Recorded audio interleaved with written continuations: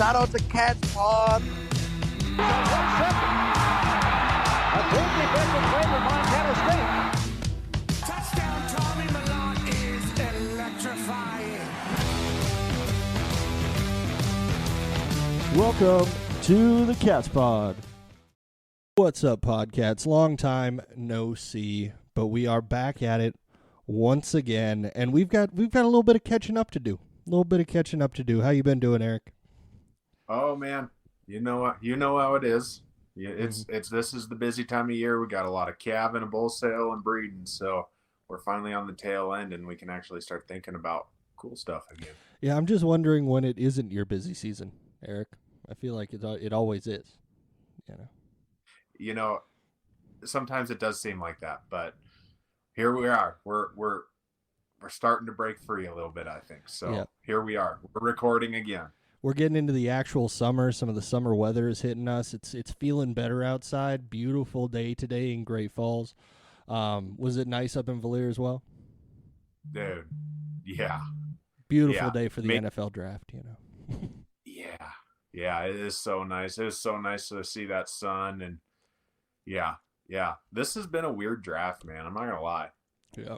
You're a real Montanan when you get excited to see the sun. Yeah. when that's like a moment for you in the year, you get to see the sun. Yeah, no kidding. I think right now my favorite part of the draft is that Colston Loveland from Michigan that the Bears drafted. Tell me about him. I haven't heard it. They were like, this kid, he's from Idaho, comes from a farm, which of course I appreciate. And then they go, he's from a town of like 230 people. That's wild. It's like that sounds familiar. Yeah. I mean, you don't often hear about towns as small as Valier, and that's not even close. Yeah. It's getting there, but it's not exactly there. Yeah. But bunch of weird picks, and the Vikings are coming up, and I'm kind of hoping that Tommy Malott is available at number 24. I mean, I really should have been paying attention to who's being drafted. This is how much this podcast has changed my sports fandom and what I care about and what I'm paying attention to as far as football goes. I really don't care about this draft until like the second or third day. I have no care in the world for who's getting picked in the first round. I should probably check it out because some people are going to want to hear about it, but it just does not go for me, Well, your Seattle Seahawks screwed up very, very much so. Already, I mean, this was a bad. The Seahawks screwed up already. Gray Zabel, okay. Really? Yeah. They done Come screwed on, up. Man. It happens. I cannot remotely root for those guys with Gray Zabel on that. I mean, the fact that they even think Gray Zabel is on the same level as Marcus Weir is beyond me. I'll never understand that. It's pretty silly. It's pretty silly. I was saying, like you were saying with this draft when we were talking the other day, this one may sway my fandom. The Seahawks haven't been treating me very nicely these last few years. They picked Gray Zabel. I can't really support that. So it may be time for me to switch fandoms. And it may be decided by two players that are getting drafted in this draft. Specifically one. So if you want to pick up a fan, if you want to pick up one fan, maybe two, pick Tommy. Just pick Tommy. That's all you got to do. I mean, we were talking about it earlier. We both said whoever drafts Tommy, we're buying that jersey 5 minutes after the draft is over. Easily. As soon as it's available, we're buying it. Mm-hmm.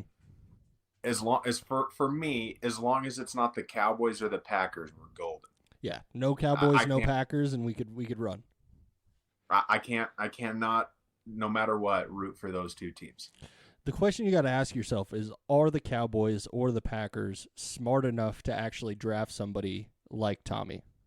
Because it's going to take a smart team. They're going to have to know ball. And I don't know if the Cowboys and the Packers got it. That's true. That's very true.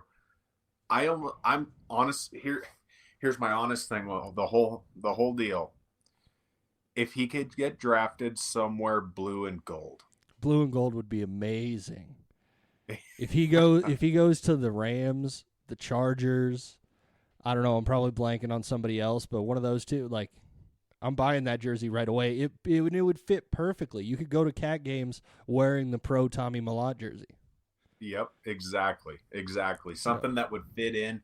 You know, you could eat. I mean, you have Gold Rush. How about a yellow? A yellow would be fine. A nice yellow, you know. Yeah. Blue and gold would be cream of the crop, but we could go with yellow or pretty much any kind of blue, and we'll be all right.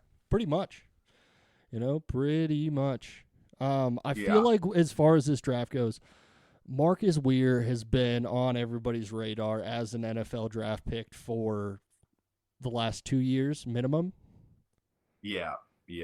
Like he exploded onto the scene, and he has been seen as an NFL draft pick for a long time. We've been used to it, but now over the last few weeks, it feels like the more national audience has been exposed to what Marcus Weir can do.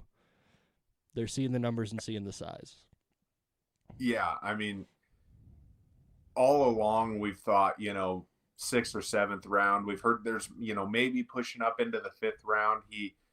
He's done everything asked of him. He led the charge on several, nation-leading rushing attacks. He's blocked for how many different 1,000-yard rushers now. And he is the best in the FCS. He's right there with those guys that are, playing for the Power 4 schools. And he probably could have been playing for a Power 4 school. Yeah. So shout out to Marcus Weir for the loyalty there. Love that guy. Yeah. He could have left so many times, and he decided to stick with us. That is something to be respected about. Yeah. Our Lord and Savior, Mr. Sam Herder, has him projected as a 5th-round draft pick right now. So let's go. Let's go. We'll see. And he's been moving up steadily like that. So I like to see it. Yeah, I like that. Our Lord and Savior. I just have to find more ways to compliment Sam Herder because I just love what he does. Nobody does it better when it comes to the FCS. Agreed 100%. Yeah. Has there been so put yourself back when Troy Anderson got drafted. That was a pretty big deal. Oh yeah. We knew he was going to be toward the front end of the draft. Mm-hmm. But do you think there was more hype with him draft or his draft year, or do you think there's more hype now with Tommy Mellott and being drafted this year potentially?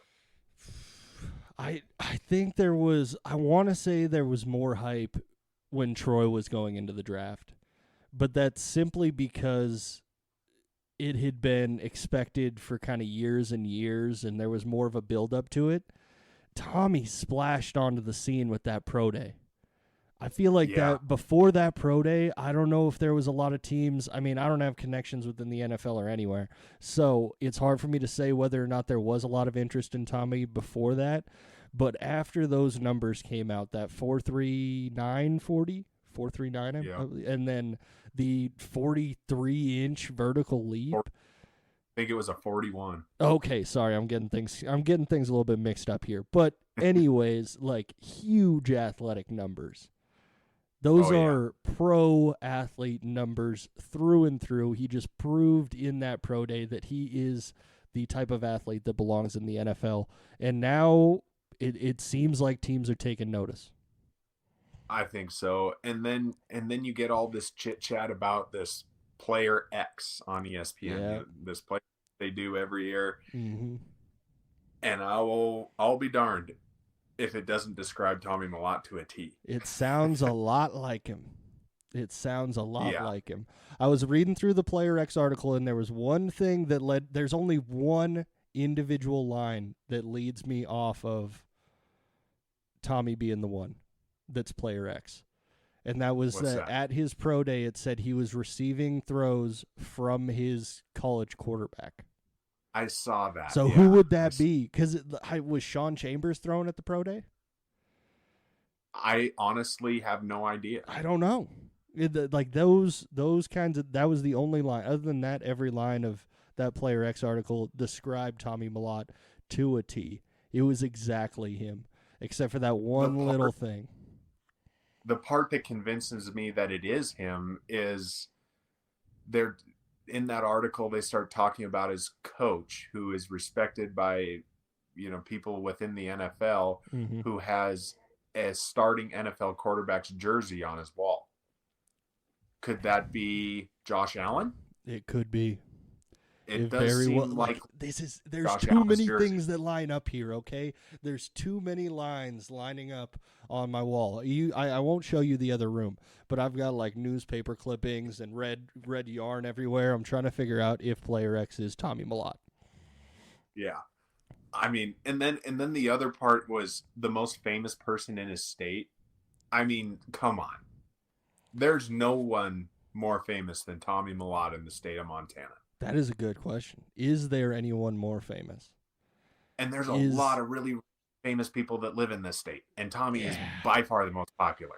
The most famous Montanan, you would say. But Phil Jackson? Could you make that one? No, you don't think Phil Jackson is more famous? Not here, brother. Not nationally, here, but more popular within Montana, definitely not. Yeah. No, this has been exciting to see, like, the progression of literally no talk about Tommy in the NFL to what rounds he getting drafted. Not that he's going to try out for a team. What rounds he getting drafted in, and is there going to be some multiple teams trying to get him where potentially you have somebody move up to grab him or something, and maybe he splashes in the 5th round, but probably 6th or 7th. I don't know, but it's exciting.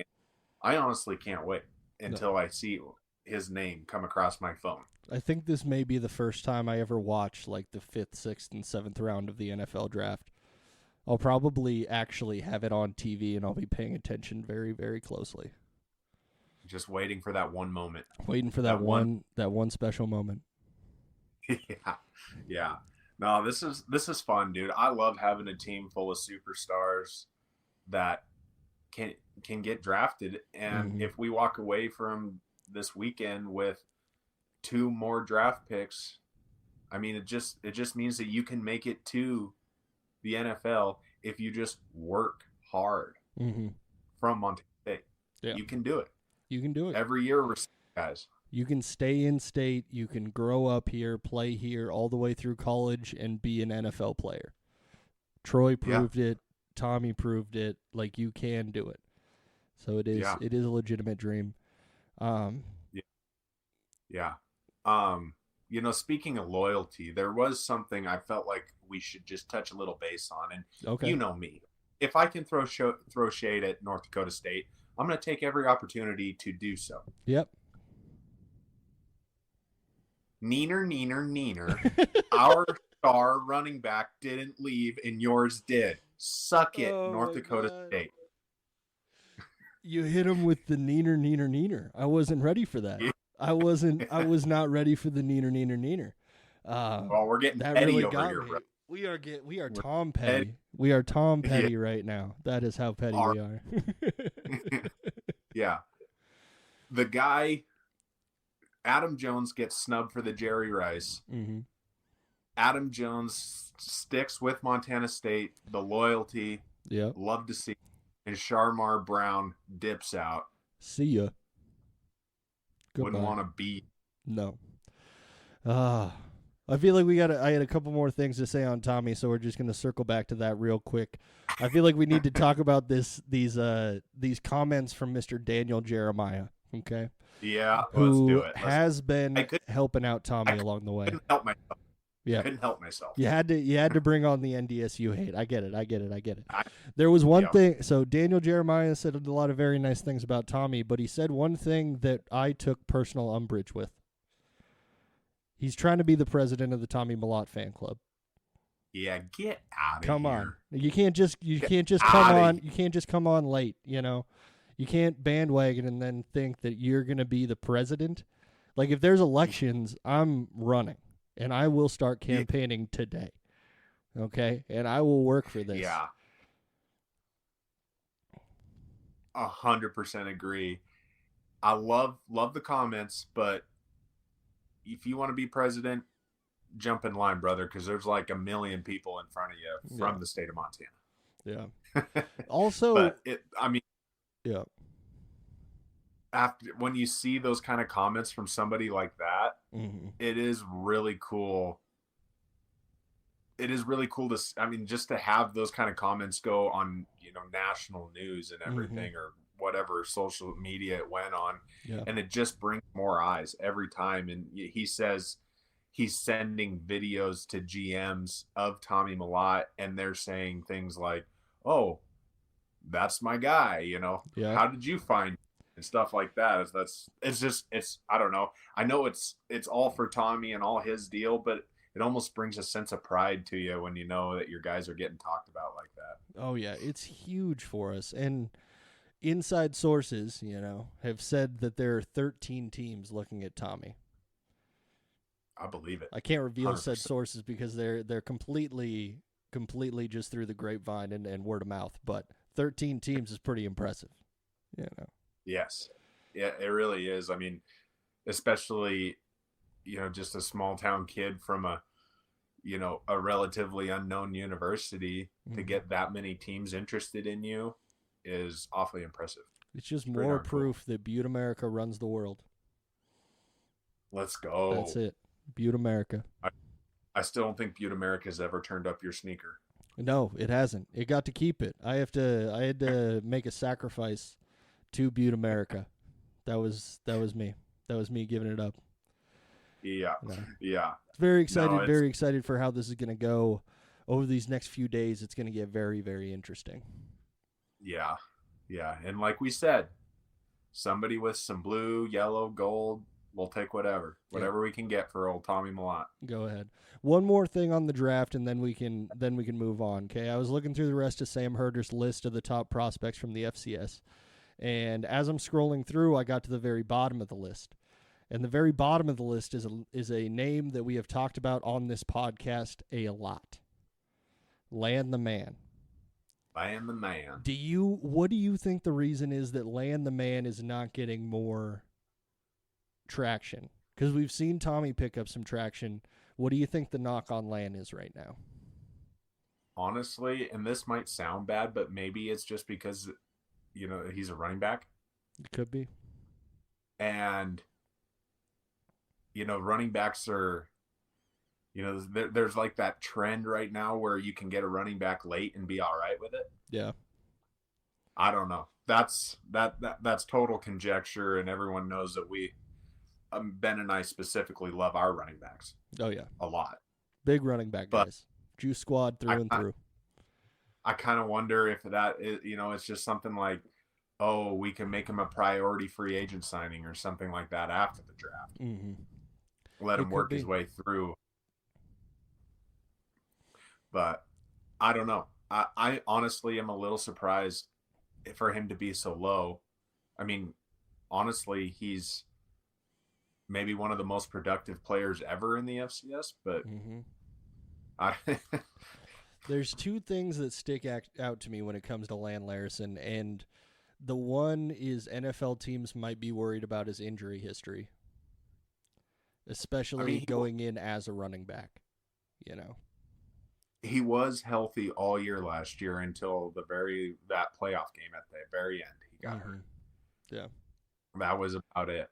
But as far as like athleticism and football IQ, I feel like that's toward the top of the draft. Yeah. That's a smart son of a gun right there. Yeah, he definitely is. The only other knock that I had was that he doesn't quite have the versatility of a guy like Tommy. Because here's a question: where on the list is Efton Chisholm? Did you see him? Because as far as project guys, Efton Chisholm would probably be. Did Efton Chisholm enter the draft? He's not on the list. No, maybe he didn't. I thought he did. But that was a stud in the FCS. Yeah. He was very good, and you think he would get a little boost off of some comparisons to Cooper Kupp. Yeah. You got another guy from Eastern Washington that's going. Mm-hmm. Yeah. Yeah, he's not listed by Mr. Sam Herder as one of the top 20 prospects, but he did go out for the draft. He did claim for the draft. He's trying. Boy, surprising to me considering we had to watch him tear apart every single team he ever played. Yeah, he's very good. There was 2 players we said limit them to 100 yards and you're probably going to be okay. Yeah. Those players were Afton Chisholm and Lan Larison. Yeah. If you can just keep them to 100, you'll probably be okay. Yeah. I don't know. Yeah. Yeah, it's going to be interesting to see how the FCS pieces fall in. The first one has already come off the board, and he who shall not be named from the university that we shall not discuss unless it's me making fun of them. Yeah, you are still just hurting when it comes to this. I hate him.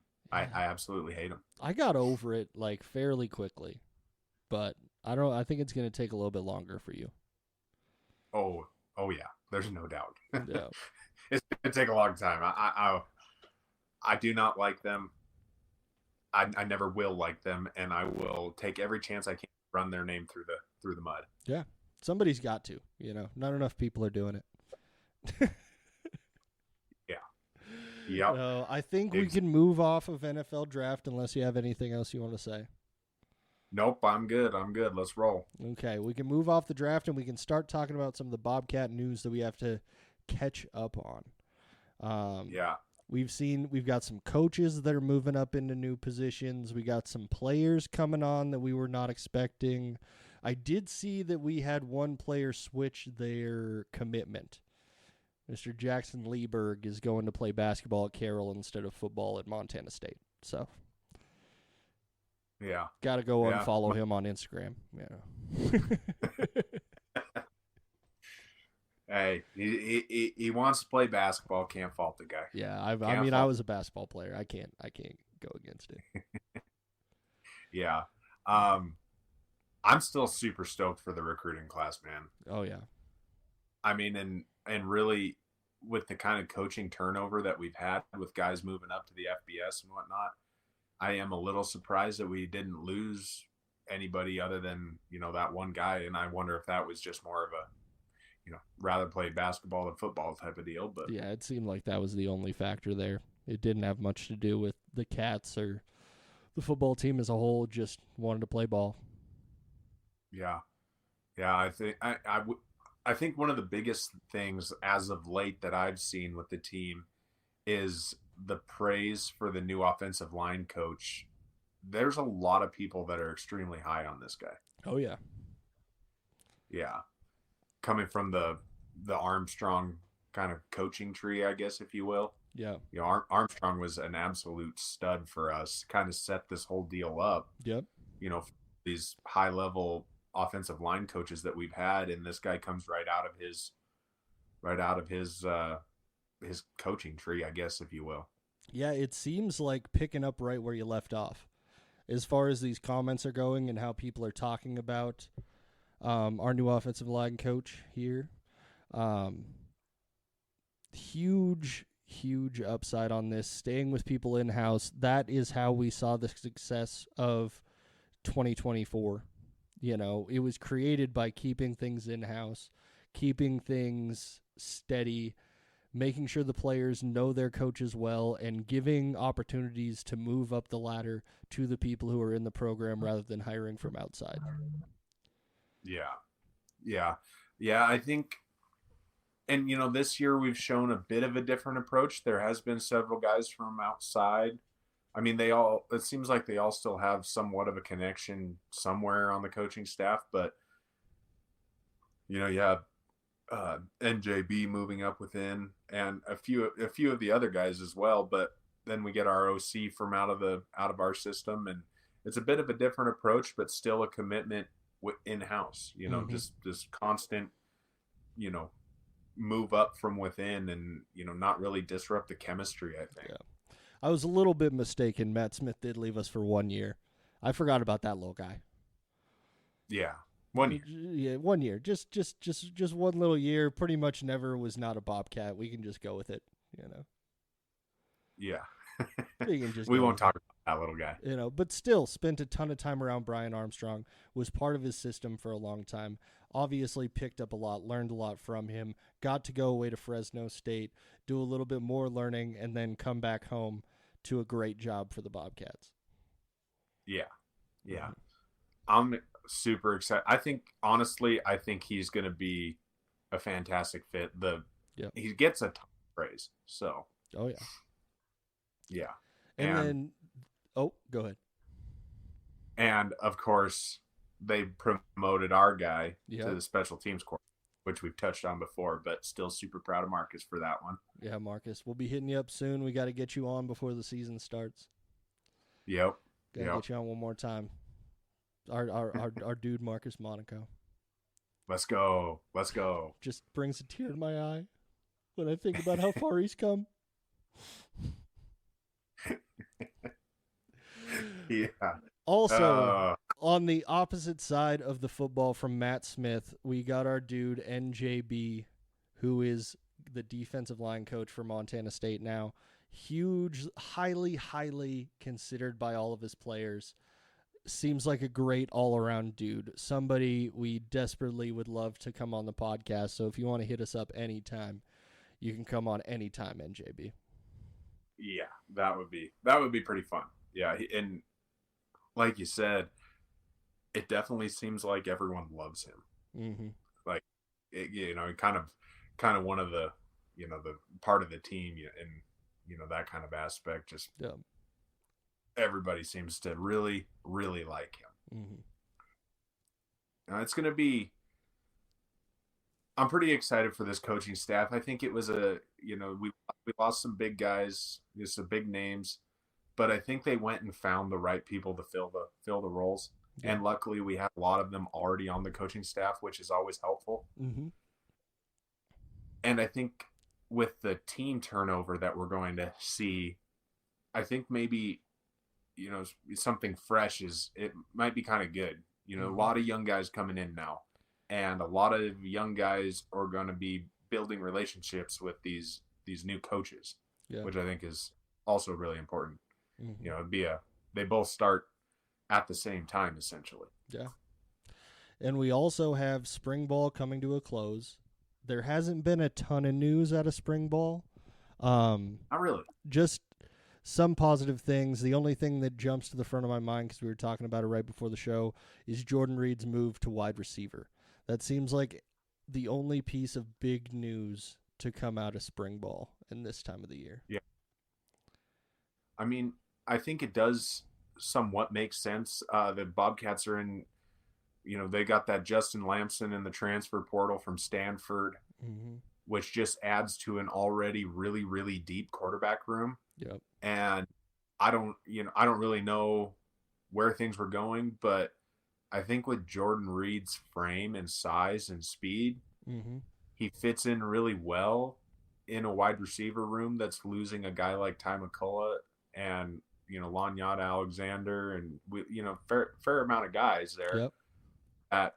I think that he's maybe that big-bodied receiving threat that, we don't necessarily have right now with, Taco and, all these speed shifty guys. Yeah.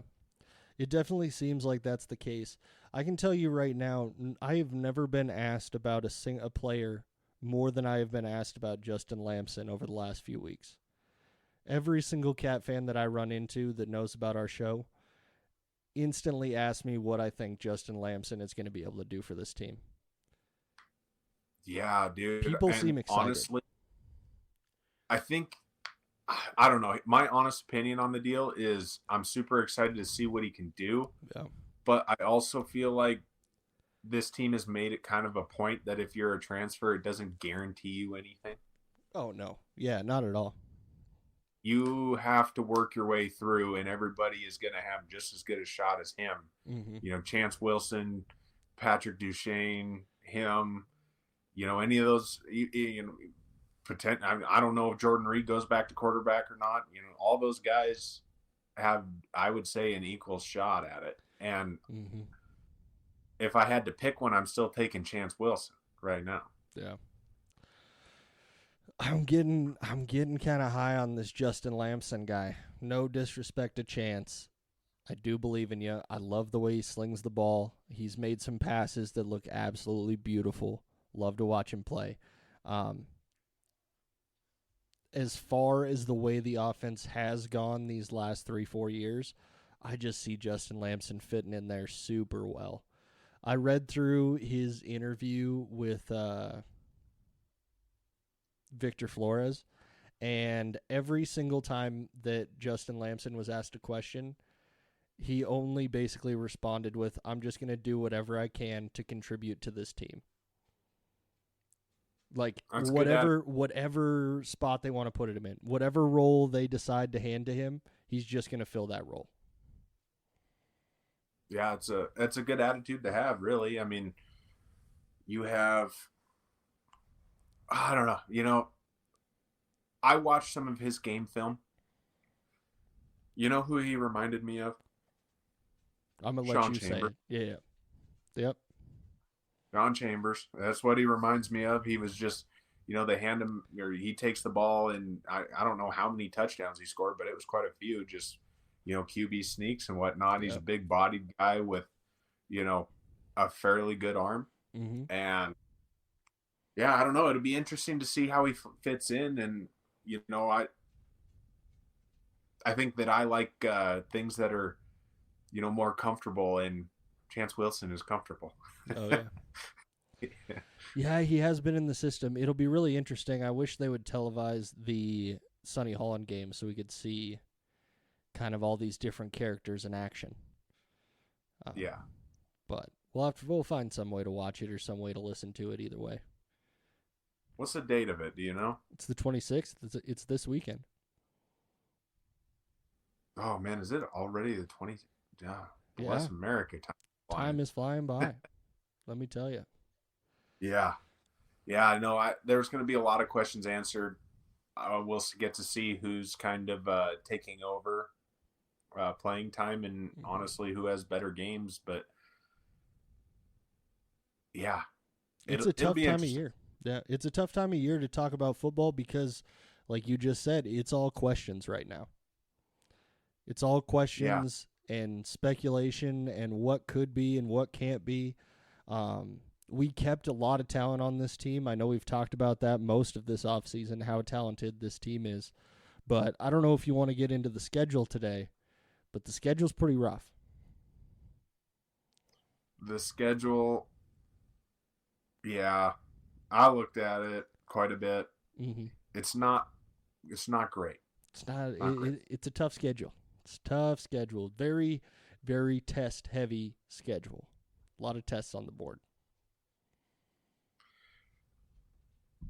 Yeah, I don't know, man. It's when you look into the schedule, you do like to see a good test, because if you can make it through, you stand a pretty good chance. But it just seems like every year we just get hot rodded with good teams. Mm-hmm. Every single year. They have to go through the absolute gauntlet just to get to the playoffs. Mm-hmm. And I don't want to call this a rebuilding year, because I don't think it is. I don't think it is either. I don't think it's a rebuilding year at all. And I don't know. Should we go through you want to go through the schedule? Well, I mean, you can skip the first week, because that's not fair. Come on, but... we'll run through it, okay? We won't make predictions. This won't be like the way too early predictions. This will just be we just want to talk about what games are going to happen. Yeah, run them down. Okay, and they also just announced which games are going to be what as far as home games go too. So you can go through some of that stuff as well. The first one, you said we should skip over it. It's going to be Oregon. Let's see if some magic can happen, baby. Let's see if some magic can happen in Oregon and the Cats can pull something off. Who knows? Crazier things have happened. Yes. After that, we got South Dakota State. Fun thing about South Dakota State, that is also going to be Gold Rush this year. That's awesome. Gold Rush against South Dakota State. Let's go. Next, we got Mercyhurst, playing Mercyhurst once again this year. That's where we get a little bit of a break, I feel like. Yeah. Then Eastern Washington. What's Eastern Washington going to be like this year? I'm not even sure.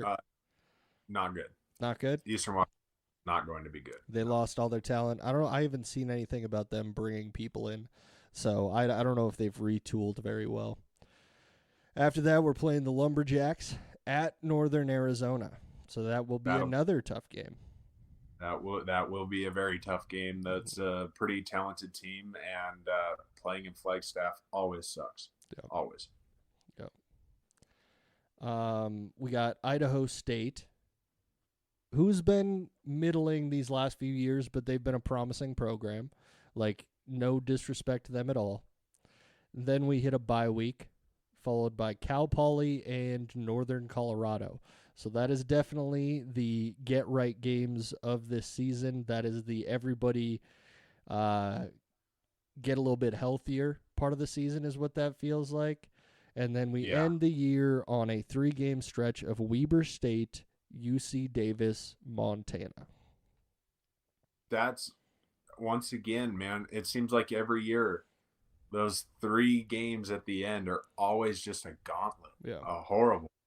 And once again, we have absolutely no reason to believe that Weber State, UC Davis, and Montana are not going to be really. I mean, Montana has absolutely destroyed the transfer portal. If they're not really good, they've wasted an entire year of recruiting all these guys. But I mean, they're just kicking the can down the road because they can't recruit freshmen. But is what it is, I suppose.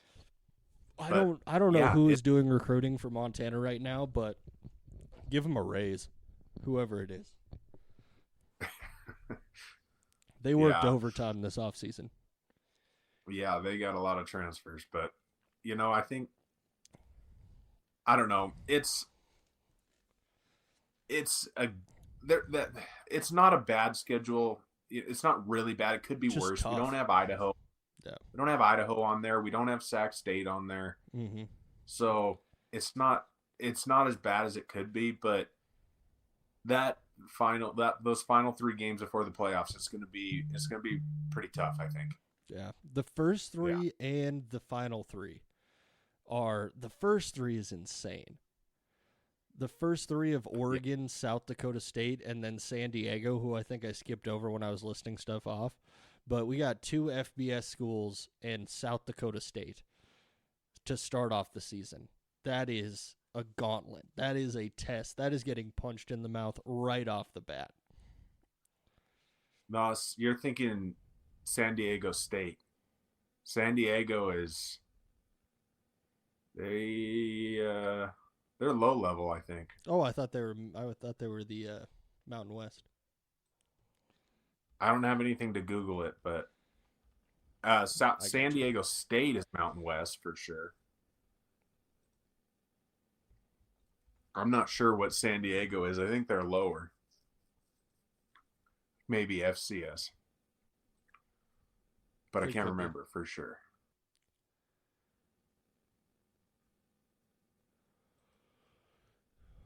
They've got to be, I don't know, maybe not, but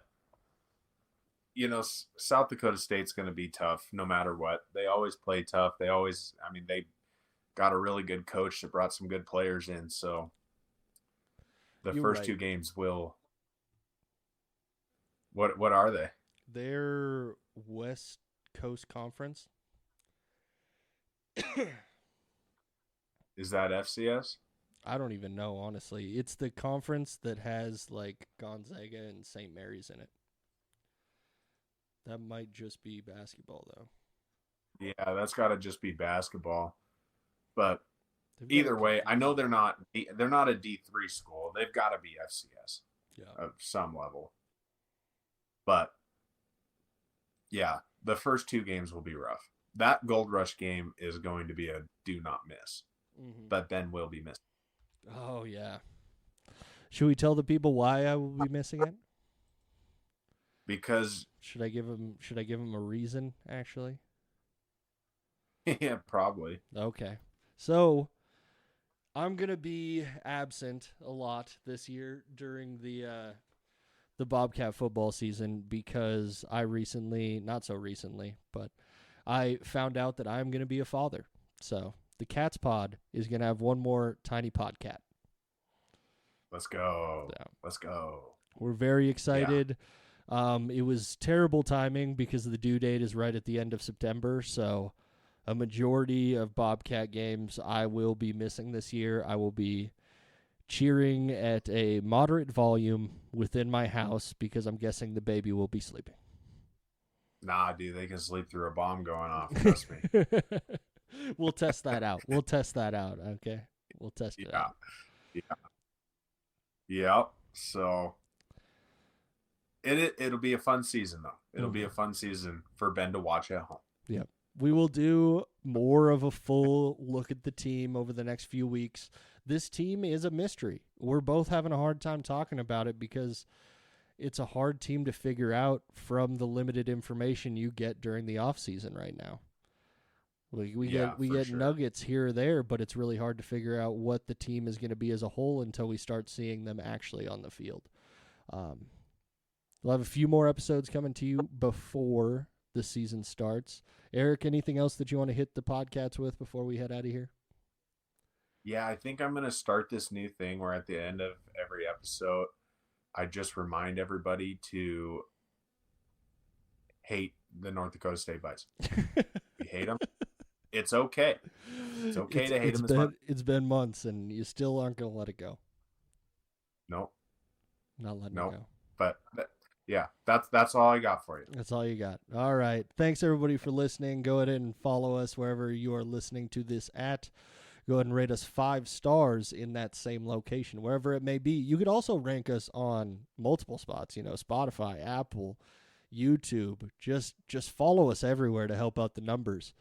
Help out those numbies as we crawl back into this season, getting ready, getting back warmed up. We love to hear from you guys. Have a good time. Adios.